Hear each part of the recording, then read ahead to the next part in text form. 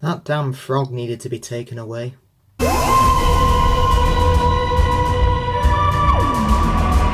Hello my faithful watchers and welcome to my review of Doctor Who Series 11, Episode 9, It Takes You Away, written by Ed Heim and directed by Jamie Child. Now you must know by now that there will be spoilers for this episode, but because I'm nice, I warn you anyway. On the edge of a Norwegian fjord in the present day, the Doctor, Ryan, Graham and Yaz discover a boarded up cottage and a girl named Hannah, played by Ellie Walworth, who is in need of their help. Having lost her dad, the Doctor and co must discover what has happened here. What strange noise can be heard from the woods and what monster lurks around the cottage and beyond?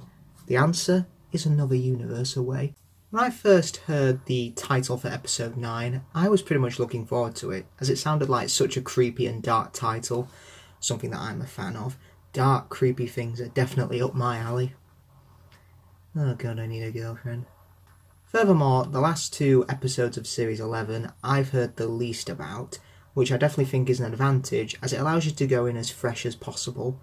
Though like the rest of the Doctor Who writing team this year, Ed Heim is a new writer for the programme, with his writing background predominantly being in playwriting and radio, beginning his career in 1998. So his writing career is as old as me. But, with 20 years of experience behind him, does Heim deliver this week? The answer for the most part is yes. It Takes You Away has such great build-up and mystery that just made me want to keep watching, and seeing the Doctor and co get to the bottom of the mystery. All they were missing was a loyal, cowardly dog. As usual, let's talk about our TARDIS team first. Let's start with Graham, and wow did he shine in this episode. Now obviously the best scene in my opinion was when he got the cheese and pickled sandwich out of his pocket for emergencies, cementing his true character as a cheese and pickle sandwich eater. Nah, I'm only joking. In all seriousness, his best moment was when he saw Grace again, his wife who was killed in the Series 11 premiere. His reactions were just so perfect, and it just cements Graham as the most down-to-earth companion despite his age and wisdom. Graham has seen things that everyday people wouldn't believe, alien planets and even meeting Rosa Parks and James I, but seeing his deceased loved one again he knows is impossible, despite his travels with the Doctor. You can tell seeing Grace had an impact on him, as at the very end he was very distant from the rest of the group, not wanting to speak to them, but almost hoping that she was real and stayed in the parallel universe with her. I loved his revelation to Grace that he feels lost without her. While on paper it does sound cliched, when you think about it, his circumstances with the Doctor does ring a lot of truth. When you travel in time and space with the Doctor, you are more or less kind of lost. You don't know where you are or where your next direction will be. It's almost as if the time travelling kind of had a negative effect on Graham as opposed to a positive one. Something we really haven't seen before in this series, and I'd love to see explored a bit more. As for Ryan this week, his best moment was short but sweet, and it was pretty effective, I might add. It came at the episode's end when he finally called Graham Grandad. If you watch a few of the previous episodes this series, Ryan has had a built-in resistance to call Graham his granddad. Graham can't believe his ears, and neither could I, to be honest, when I heard it. I thought it would be something saved for the final episode, but it felt equally appropriate here, as the episode's themes were about moving on from the ones we have lost in our lives. Also, I'm calling it, but one of these guys are so dead for the finale. When you have a moment like that with your loved one, your days are numbered. Trust me. As for Yaz, again, she was sorely underused and has most definitely been the weak link this series. Now I want to make it clear, I've not hated the character at all, and definitely not the actress Mandip Cole. I feel she's been doing the best with what she's given, but out of all the companions, she's been underused the most. Now the potential has been there, like in this week when she has mentioned to Ryan about training to deal with kids as she's a police officer back home. It's a nice callback to her job, but she never really interacted with Hannah, another example of show don't tell. As I said last week, I think juggling 3 companions for 50-minute episodes a week has been too much of a challenge for this writing team, and we need better moments for all the teams so they can have a chance to shine each week. Or for Series 12, I think the maximum should be the Doctor and 2 companions, but that's just me. You guys may feel completely different. As for the Doctor, this is definitely one of her more doctorish, yes, I'm still going to use that made-up word, performances this season. Jodie Whittaker had a lot of chances to shine here. She got to be brave, wise and witty, while still maintaining her energetic charisma that makes this incarnation of the Doctor so likeable for me. My Jodie Whittaker moment of the week is when she begged the Solitract, a consciousness that existed before the universe, and has created a portal in order to learn about this universe. In order to stop the two universes from colliding and causing colossal damage, the Doctor begs the Solitract to take her instead. The Doctor's reasoning is that she has lived longer and seen so much that she would be the ideal choice for the Solitract. Whittaker is so brilliant in that scene. There's so much wisdom and age in all the words that she says. While she is one of the younger Doctors, I loved being reminded of her age, having lived for thousands of years.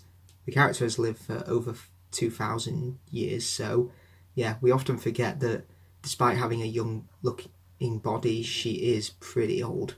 It reminded me a lot of the 11th Doctor's superb speech in the vastly underrated Rings of Akaten. Both situations are similar. The Doctor would happily give up his memories / life in order to let the universe, which is old and ancient and has mainly just started to live, to keep on going. This moment is so selfless and humble, it just makes the character utterly timeless in my opinion.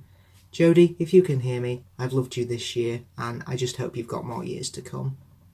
As for the supporting cast, I'll admit it's a little hard to judge them here as they're all pretty much projections of the Solitract, but performances were pretty good. Ellie Walwork as Hannah was really good. Child actors are often hard to come by, but her performance was pretty good.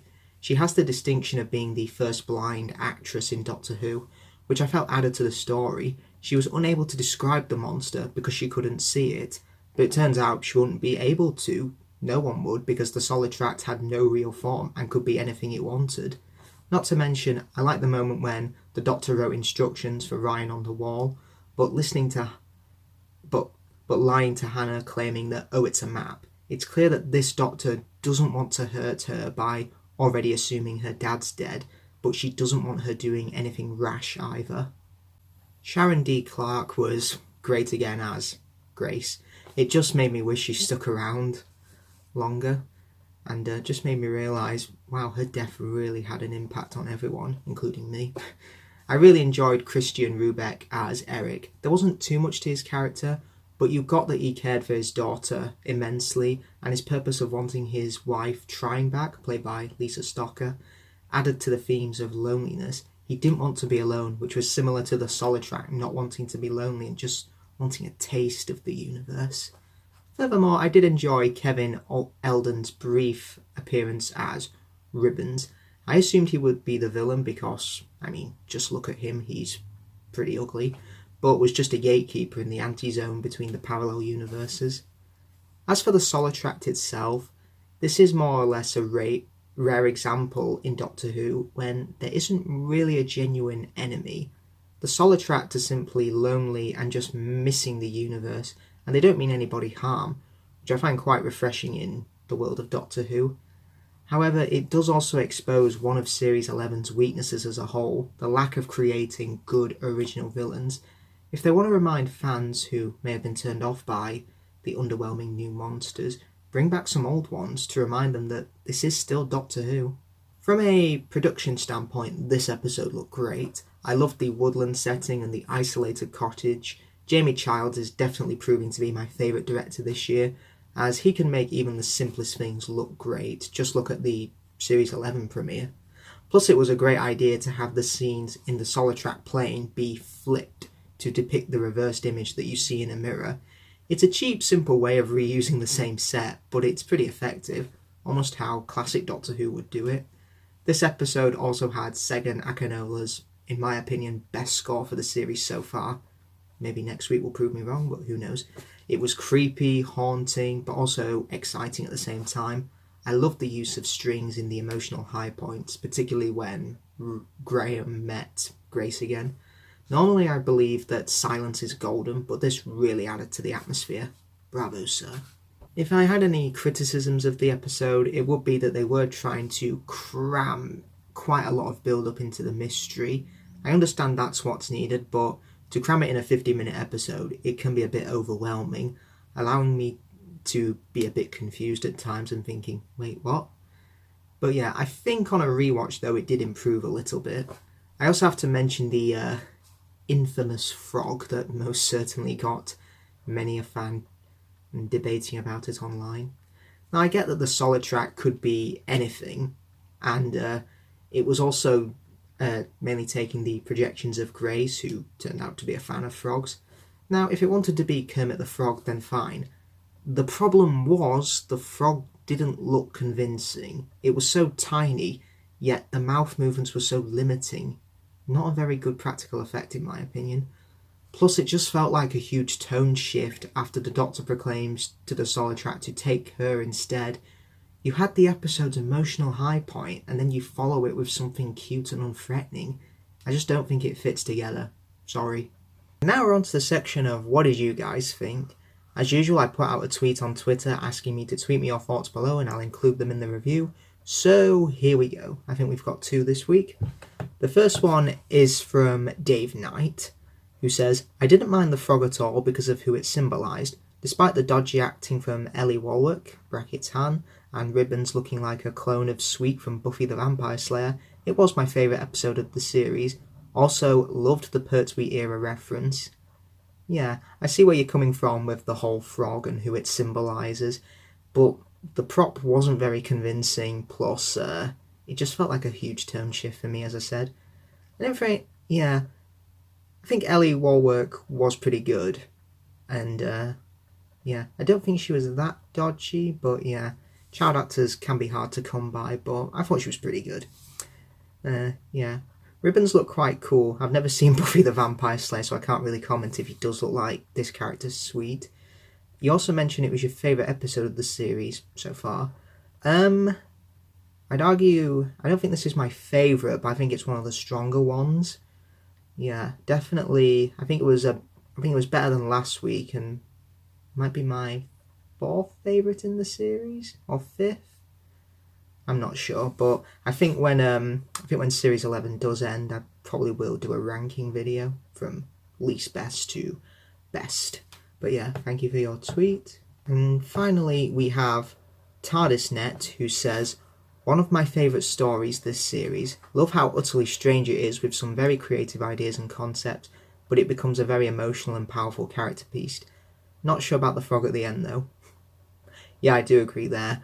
It was very creative, and yeah, I love character pieces. I think that they can be very good in Doctor Who. I think a great example of a brilliant character piece is the 4th Doctor story, the Reboss Operation. It's quite slow when you watch it, but you realise it's more about sitting down with the characters and getting to know them rather than the entire plot. Yeah, I do agree about the frog. Yeah, I've seen some people defend it. I've seen some people say this, jump the frog. Yeah, you're being really original there. Yeah, it felt like a bit of a tonal shift to me, but yeah, I can see where people are coming from. Yeah, thank you for your tweet. So that's all from this week. If you do want your tweets included, next week will probably be your last chance this series, unless I do this for the New Year special. But yeah, just look out for that tweet and I'll include it in the review.